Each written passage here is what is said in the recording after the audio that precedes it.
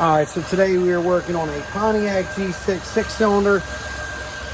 Customer complained battery was dying, blah, blah, blah. They told me to change the alternator. They had someone look at it, so I put an alternator in. Guess what? That wasn't it. I put another alternator in. Guess what? That wasn't it. Charged the battery over the weekend.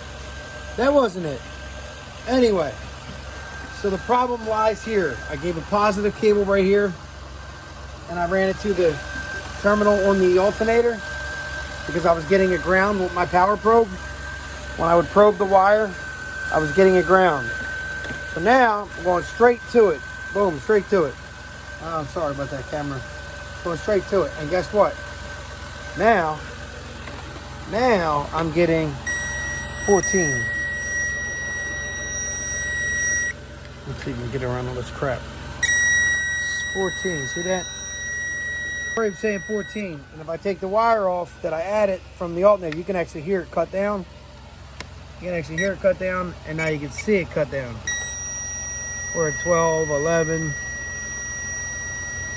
So, added a jumper. You can actually hear it idle up and down and start to charge. So, our problem is there. We'll figure it out. We'll get back to you. Here is our problem. This is a fusible link. You gotta take the starter out, come down the bottom, and replace it right here.